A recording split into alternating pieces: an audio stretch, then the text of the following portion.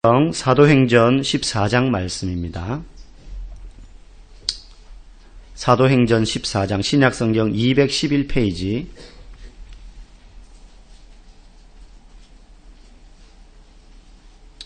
14장 8절에서 10절까지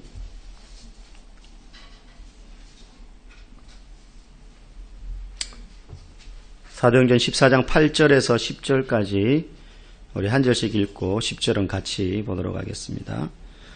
루스드라에 발을 쓰지 못하는 한 사람이 앉아 있는데 나면서 걷지 못하게 되어 걸어본 적이 없는 자라.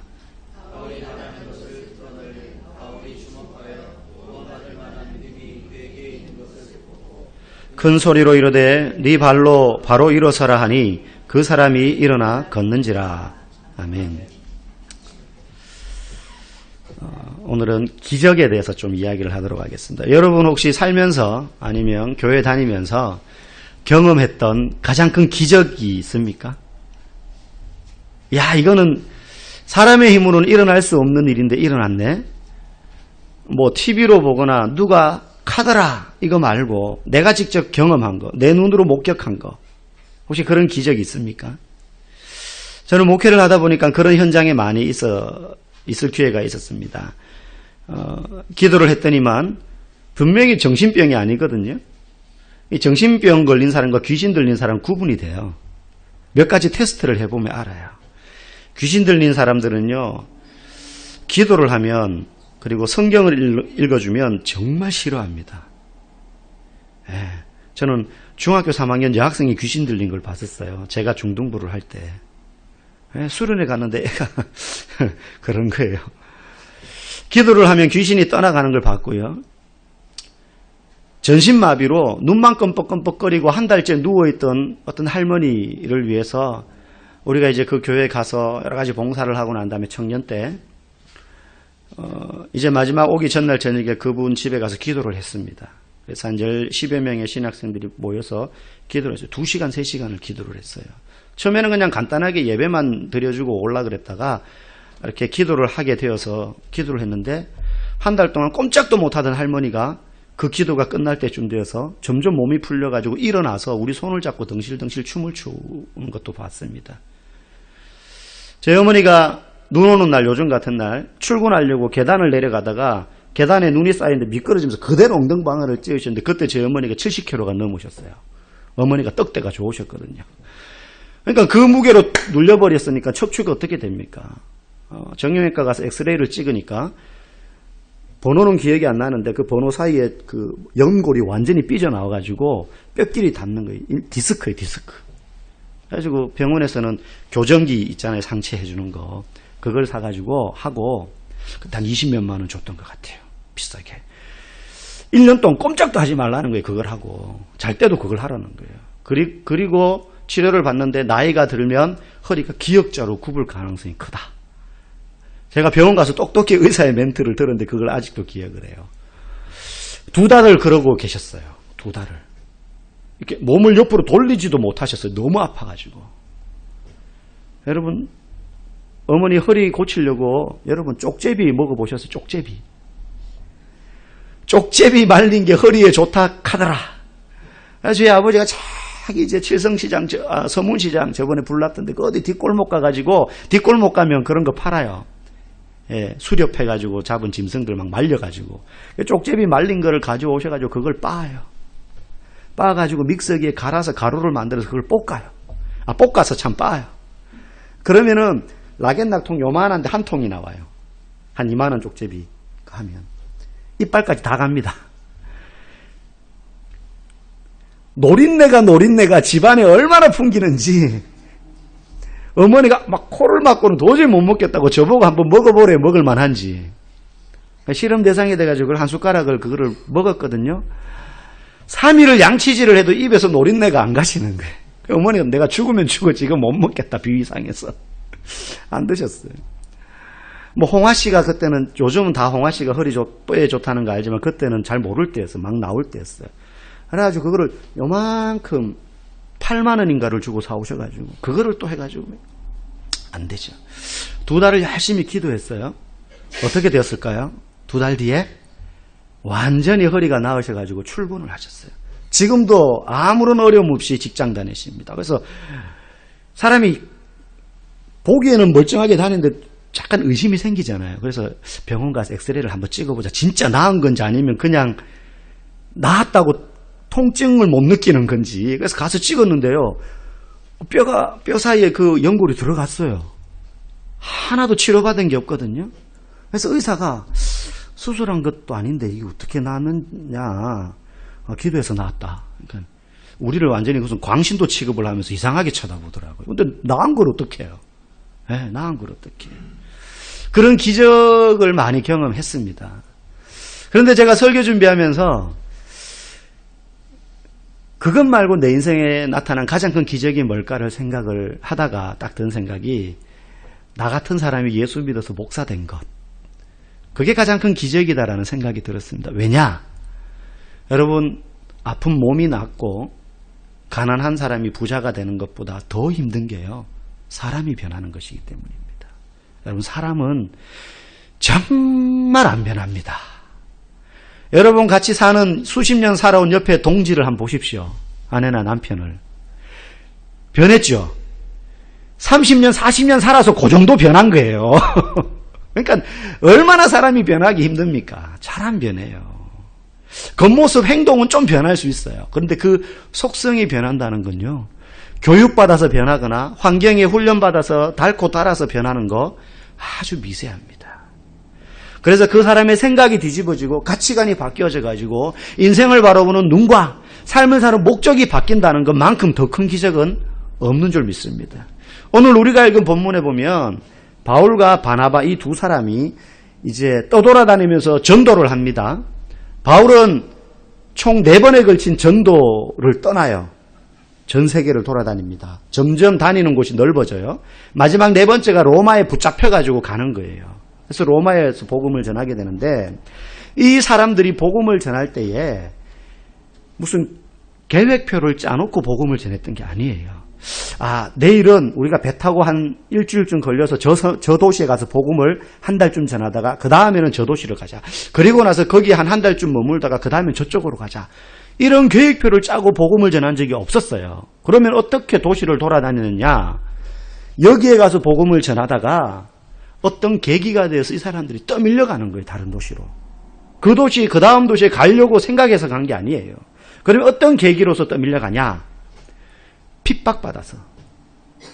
여기 가서 막 전도하고 있는데 예수 믿으세요 하고 있는데 그 얘기를 듣고 사람들이 막 도전하는 거예요. 돌 집어 던지는 거예요. 그딴 헛소리 하지 말라고. 그러면은 피해가지고 도망을 가는 거예요. 그 다음 도시로. 그럼 거기서 또 복음 전하는데 거기까지 쫓아가지고 또 핍박하는 사람들이 있으면 또 그 다음 도시로 도망가는 거예요. 가려고 해서 간 게 아니고 계획에 의해서 간 게 아니고 그러다가 여기저기 도시를 떠돌아다니면서 복음을 전하다 보니까 이게 점점 퍼져나가는 겁니다. 복음이. 아마 당사자들은 몰랐을 거예요. 계획했던 게 아니니까. 그런데 그들을 뒤에서 일하게 하셔서 복음을 전하게 하시는 하나님 입장에서 볼 때는 그들이 핍박에 의해서든 고난받는 것에 의해서든 떠돌아다녀서 복음을 전하지만 그들의 그런 핍박에 의해서 복음 전하는 것을 통해 복음이 예루살렘, 이스라엘에만 머물러 있는 것이 아니라 점점 먼 다른 나라 땅으로 전해지는 도구로서 그들이 쓰여지고 있더라는 것입니다. 아마 그 당시에 바울도 몰랐을 것이고 바나바 자기도 몰랐을 거예요. 어쩌면 우리처럼 왜 이렇게 내가 열심히 신앙생활하고 예수 믿고 전도하는 좋은 일 하는데 왜 내 인생에 이렇게 태클 거는 인간들이 많습니까? 하나님.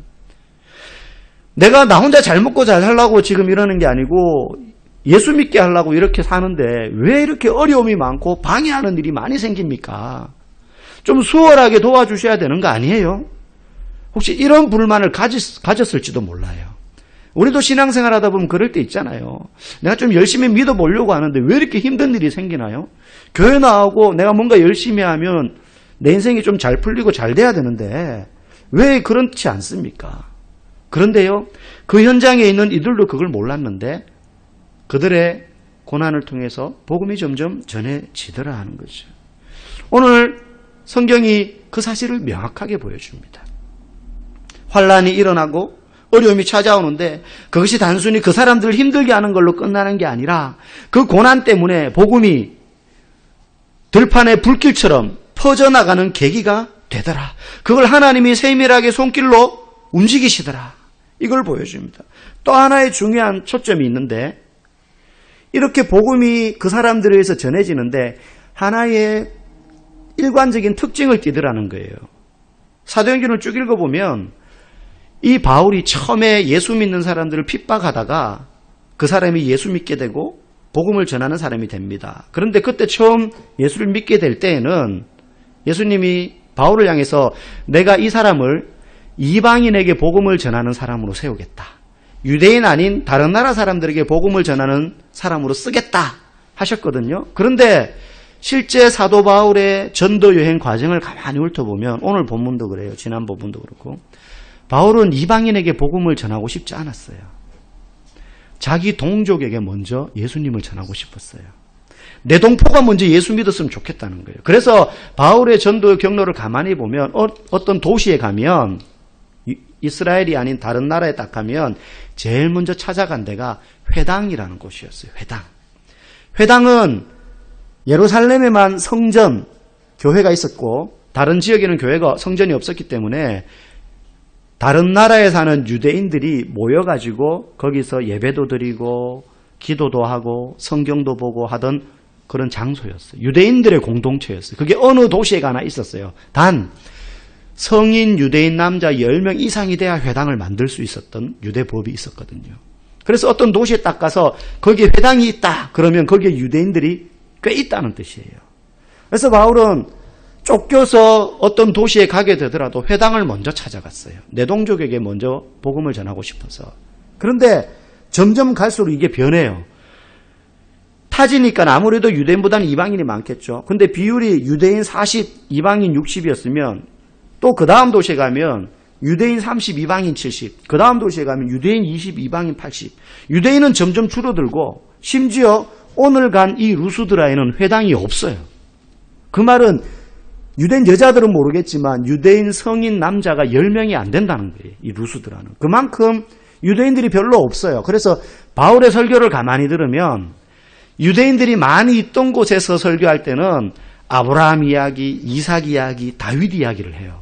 왜냐하면 유대인들의 역사니까 알아먹거든요, 이 사람들이. 그런데 루스드라에 와서는요, 그런 이야기 안 해요. 왜냐하면 이방인들은 다윗 이야기 해봐도 그 사람이 누군지 모르고 아브라함 이야기 해봐도 그 사람이 누군지 모르기 때문에 할 필요가 없는 거예요. 그래서 이 루스드라에 오늘 오게 됩니다. 어쨌든 복음이 점점 외국인들을 향해서 유대인 아닌 사람들을 향해서 점점 포문을 열고 있는 것을 오늘 성경이 보여줘요. 오늘 루스드라에 와서 어떤 일이 생깁니까? 읽었지만 짧은 세 절이지만 한 사건이 나옵니다. 그게 뭐냐면 안전뱅이. 그런데 이 사람은 나면서부터 안전뱅이라 한 번도 자기 발로 걸어본 적이 없는 사람. 여러분 그 고통을 아십니까? 우리 중에는 앞이 안 보이거나 걷지 못하거나 말하지 못하는 그런 장애를 가지신 분들은 없는데 제가 예전에 요즘은 요양원이라 그러는데 옛날에 노인들 계신데 요양원인가요? 양로원. 양로원. 요즘 하도 그 말을 안 쓰니까 양로원에 고등부 때 봉사를 갔어요. 교회에서. 갔는데 그나마 자기 몸으로 움직일 수 있는 어르신들은 그 안에 있는 본당에 모였어요. 그런데 거동조차 못하는 분들은 방에서 못 나오는 분들이 계셨거든요. 그래서 뒤로 돌아가니까 그분들이 3, 4, 5 모여 사는 생활관이 있는데 거기 가니까 어떤 할머니가 계신데 이분은 앞도 못 보고 움직이지도 못해요. 그 이분한테 뭔가 복음을 전하고 싶은데 성경을 펴서 읽어주려고 그래도 저도 성경책을 안 가져간 데다가 이분이 또 보지도 못하니까 다른 할머니들은 보세요 하면서 이렇게라도 할 수 있는데 그래서 이분이 어떻게 복음을 전할까 하다가 외우고 있는 성경 구절이 딱 하나 생각나는 거예요. 시편 1편. 복 있는 사람은 악인의 꾀를 쫓지 아니하며. 이분은 막 안 보이니까는 막 문지방에도 머리 박고 막 그러셔요, 할머니인데. 그때 제가 성경을 많이 읽고 외워야겠다 이 생각을 했었어요. 그런데 이 안전뱅이는 날 때부터 안전뱅이라 한 번도 못 걸어본 사람입니다. 그런데 이 사람을 오늘 바울 사도가 말씀 한마디로 이렇게 세우는 기적이 일어납니다. 그런데 이 사건과 복사판 같은 똑같은 사건이 사도행전 3장에 보면 앞에 한번 나왔어요. 그게 뭐냐면 베드로와 요한 두 제자가 기도하려고 예루살렘 성전에 들어가다가 미문이라는 문 앞에 앉아있는 안전뱅이 거지, 이 거지가 한 푼 줍쇼 하고 구걸하고 있는데 베드로가 이야기하죠. 네게 줄 금과 은은 내게 없지만 내게 있는 것, 그게 딱 하나 있는데 그것을 너에게 주겠다. 그게 뭐냐면 나사렛 예수의 이름이다. 예수 그리스도의 이름으로 일어나 걸어라! 명하니까 이 안전뱅이가 벌떡 일어나는 기적이 사도행전 3장에 나오는데 이게 오늘 이 기적하고 너무 똑같아요. 판박이처럼. 그러면 우리가 보통 이런 기적을 딱 보면 무슨 생각이 드느냐 하면, 와, 하나님 대단하시다. 걷지 못하는 환자를 일으켜 세워가지고 바로 걷게 만드시는구나. 하나님 대단하시다. 이런 의미로 이런 기적을 주신 게 아니에요. 오늘 말씀의 제목이 표적이 나타나는 삶. 표적이란 말은 이제 기적이라는 거죠. 어떤 의미가 있는 기적이란 뜻이에요. 하나님이 어떤 기적을 주실 때, 표적을 주실 때에는 이유가 있습니다. 그냥 이 사람 아프니까 고쳐주는 것으로 끝내기 위해서 주시는 게 아니에요. 그럼 어떤 의미가 있느냐? 두 가지가 있는데, 하나는 하나님의 나라가 이곳에 임했다. 왜냐하면 그 전까지는요, 예수님이 그런 기적을 행했어요.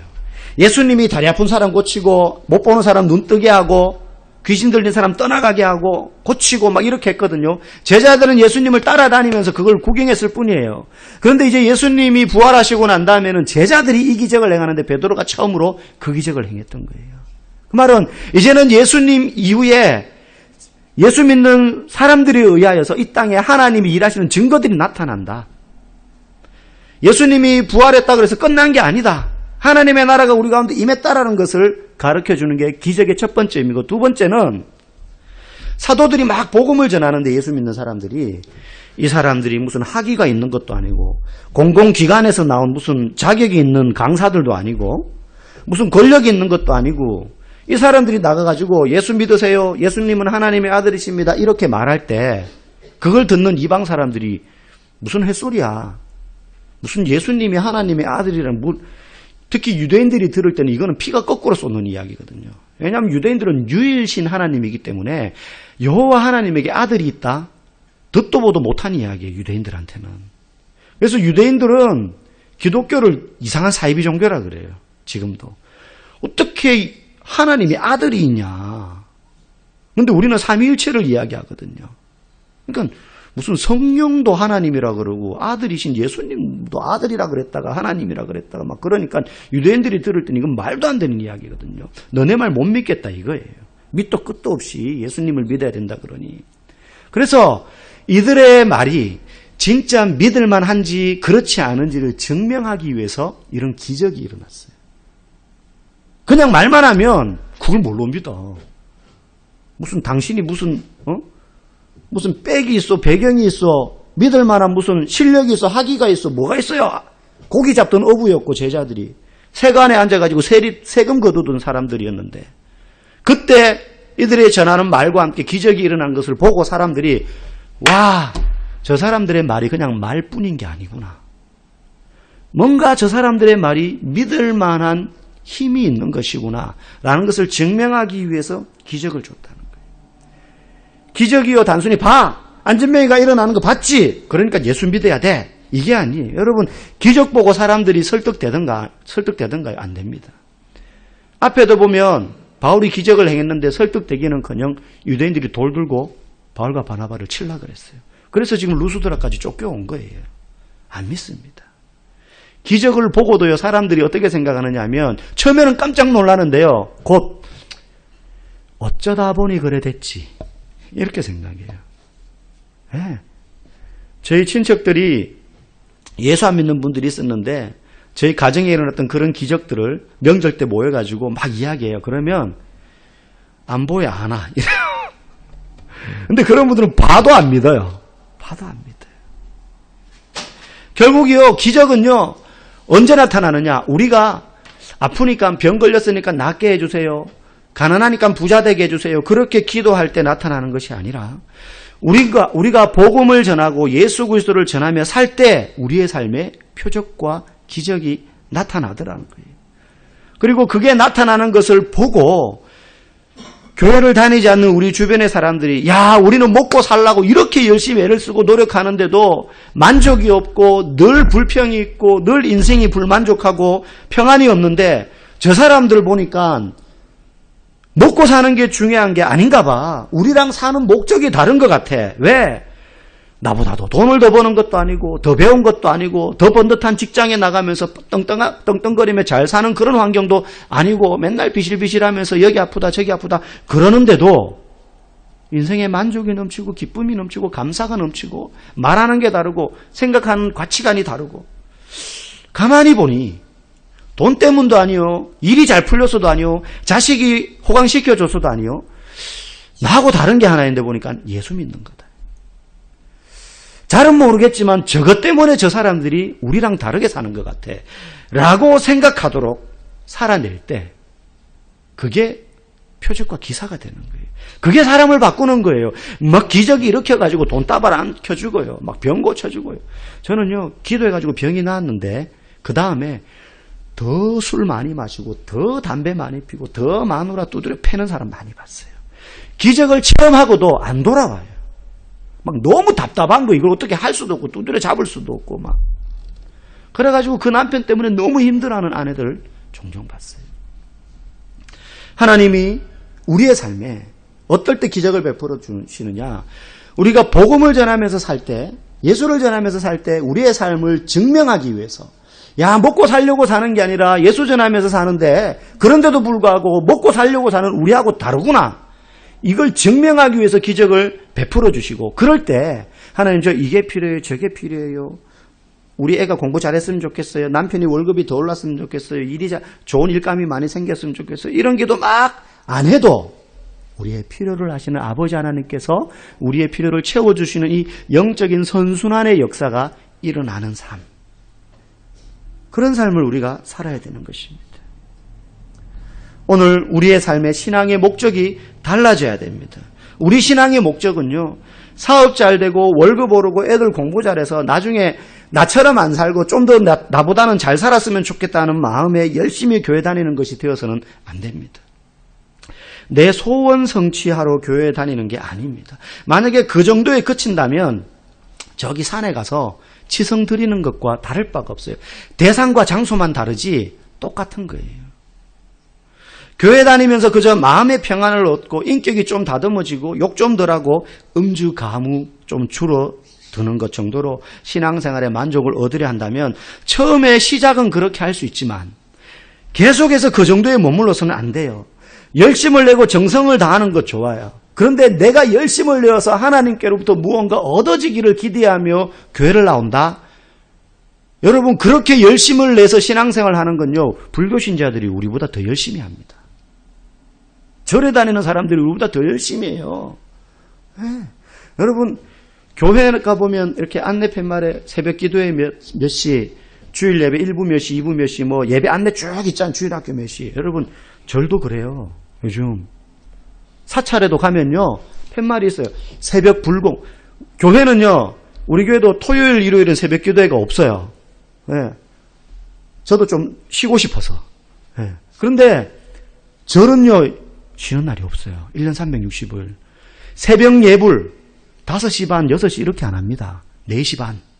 네. 제가 시골에서 살다가 한 목사님이 교회를 딱 열었는데 이제 새벽 예배를 드려야 되니까 시골이니까 뭐 스피커로 새벽에 이제 종 치는 소리 옛날엔 직접 종을 쳤지만 막 이렇게 땡땡하고 찬송가를 틀어줘요.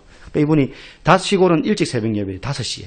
그러니까 4시 반부터 그걸 치는 거예요. 동네 사람들 새벽 4시 반이구나 알아요. 그 소리 듣고. 근데 그 교회가 들어오기 전에 원래 사찰이 있었어요. 그 동네에. 절이 있었어요. 근데 절은 원래 그런 거 안 하거든요. 근데 교회가 하도 그걸 하니까 이 스님이 위기감이 들었는지 자기들도 그걸 해야 되겠다 해가지고 목탁 두드리는 소리를 녹음을 해가지고 딱딱딱딱 하면서 마하바냐 바라심냐 밀다심 막 그러면서 막 반야심경을 막 틀면서 하는데 우리 장지사님 그 다 잘 아시죠? 반야심경. 그거를 교회가 4시 반부터 하니까 질 수 없는 거예요. 4시부터 틀어제끼는 거예요. 절에서는. 그러니까 목사님이 아니 절이 4시부터 트는데 피곤해 죽겠는데 3시 반부터 일어나서 또 트는 거예요. 이게 점점 땡겨져가지고 나중에는 동네 사람들이 절이고 교회고 좀 조용히 좀 해주라. 민원이 들어와가지고 농사 짓는 분들 일찍 일어나긴 하지만 새벽 4시, 3시 반부터 그걸 틀어제끼니까. 절이 얼마나 부지런. 새벽 예불, 오전 예불, 점심 먹고 나면 오후 예불, 저녁 먹고 나면 저녁 예불. 얼마나 많. 여러분, 불교 신자가 열심으로 따지면 우리보다 더 열심이고, 열심으로 따지면 이단들이 더 열심히 해요. 교회 다니는 사람들은 그래도 교회 안 다니는 사람들에게 예수 믿으라 그러지만 이단들은 교회 다니는 집도 찾아다녀요. 교패 붙어 있으면 딱 들어와요. 여러분 아마 여호와의 증인, 그죠? 하나님의 교회, 신천지 오며 가며 많이 만나보셨을 겁니다. 얼마나 열심인지 모르겠어요. 제가 아침에 출근하려고 새벽기도 갔다 왔다가 이제 아침 먹고 운동하고 이렇게 출근하려고 한 9시쯤 이렇게 교회 9시에서 10시 사이에 나오면요. 한 무리에 예쁘장하게 꾸민 중년의 아주머니들이 한 차에서 우르르 내려요. 딱 봐도 보통 그런 데는 남자가 껴있으면 교회 목사님하고 신방하러 오신 분이구나 이렇게 생각할 수 있는데 여자분들만 내리잖아요. 대부분 여호와의 증인이에요. 대부분. 아파트 훑는 거예요. 이제 쭉 훑는 거예요. 여러분 열심을 내가지고 내가 하나님으로 내가 이렇게 열심히 교회 나오고 내가 이렇게 신앙생활 잘하니까 우리 자식이 이번에 좋은 대학 가게 해주셔야죠. 내가 이렇게 열심히 하니까 좋은 일감 많이 생기게 해주셔야죠. 열심을 내서 뭔가를 얻고자 신앙생활을 하는 것이 우리의 목적이 되어서는 안 되는 것입니다. 이 사도들은요 자신들의 안위를 돌보지 않고 복음을 전하려고 살다 보니 표적과 기사가 나타났어요. 내가 살아내는 이 삶이 예수를 믿음으로 이렇게 살아가는 것이다라고 증명하기 위해서 기적이 나타났던 거예요. 그래서 우리의 삶에도 이런 기적이 나타나기를 원해요. 그러려면 우리의 신앙의 목적이 나 잘되기 위한 것에서부터 하나님 나라로 바뀌어야 되는 겁니다. 우리가 하나님 나라를 위하여서 살고 예수 그리스도를 전하며 살 때 그때 내가 할 수 없는 크기의 일들이 내 삶에서 일어나는 것을 보게 돼요. 그게 기적이에요. 내가 할 수 없는 크기의 일들이 내 삶에서 일어날 때 이거는 도저히 계산해가지고 될 수 있는 일들이 아니야. 이건 도무지 일어날 수 없는 일들이야. 그래서 예수 믿으세요라고 말할 때 네 말을 무슨 근거로 믿어 할 때 내 삶에 일어나는 기적을 보여주면서 내가 전하는 이 복음이 참인지 거짓인지를 증명할 수 있는 도구로서 나타나는 것. 그게 우리의 삶에 나타나야 될 기적이라는 거예요. 여러분 신앙생활을 하는데도 왜 우리가 힘이 듭니까? 많은 이유가 있지만 내가 열심히 안 해서 힘든 게 아니에요. 내가 더 열심히 교회 안 나고 더 많이 헌금 안 해서 힘든 게 아니에요. 그거랑 아무런 상관없어요. 내가 신앙생활 하는데도 여전히 삶에 고민이 있고 어려움이 있고 갈등이 있고 힘든 이유는 두 집 살림에서 그래요. 두 집 살림. 여러분 남자들이 애인 두고 살면 되게 편할 것 같죠? 아내 몰래. 그 사람은 항상 가슴 졸이며 삽니다. 아내한테 들킬까 봐. 퇴근하고 애인 집에 들렸는데 아내한테 전화가 오면 조용히 하라고. 지금 업자 만나고 있다고. 거짓말해야 되고. 들어갈 때 향수, 여자 냄새 이런 거 지워야 되고 막 껌 씹고 담배 피고 막 이렇게 해서 들어가야 되고. 망신당할까 봐. 얼마나 전전긍긍하며 살겠어요. 여러분 수영할 때 수영해 보신 분 알잖아요. 튜브를 끼고 수영하는 게 편합니까? 맨몸으로 하는 게 편합니까? 맨몸이 편해요. 튜브 왜 껴요? 수영 못하니까 살라고 끼는 거 아닌가? 떠 있으려고. 튜브 끼고 아무리 자유형, 개형, 배형 해보십시오. 앞으로 나가나? 나가다가 파도 한번 치면 제자리. 나가다가 파도 한번 치면 제자리예요. 여러분, 우리의 신앙의 태도가 바뀌어야 돼요. 내 인생의 몸은 교회에 와 있는데 여전히 내 눈과 내 기도의 내용은 내 남편 잘 되고 내 자녀 잘 되고 우리 부모님 잘 되고 내가 건강하고 요 정도에 머물러 있으면요. 이거는 튜브 차고 바다에서 계속 수영하려고 하는 거예요. 열심히 팔은 휘졌는데 늘 제자리인 거죠. 그러니까 힘은 힘대로 들고 진전은 없는 거예요. 자녀를 위해서 기도하지 말라는 게 아닙니다. 내 앞날 잘 되는 것을 위해서 기도하지 말라는 게 아니고 내 남편을 위해서 기도하지 말라는 게 아니에요. 기도하셔야 돼요. 누구보다 열심히, 불교도들보다 누구보다 열심히 기도해야 돼요. 그런데 그 기도의 목적이 내 자녀가 지혜 주셔서 공부 잘하기를 원합니다. 거기서 끝나지 말고 이 아이가 하나님 주신 지혜로 공부 잘해서 하나님 인도하신 학교에 가서 학문 열심히 갈고 닦아 그 지혜를 가지고 하나님을 기쁘게 하는 삶을 살게 해주십시오. 이 아이가 있는 자리에서 예수를 전하는 삶을 살게 해주십시오. 내 남편이 열심히 일하게 해주십시오. 아프지 말고 건강하게 일하게 해주십시오. 그리고 사업도 잘 되고 월급 많이 받게 해주십시오. 연봉 올라가게 해주세요.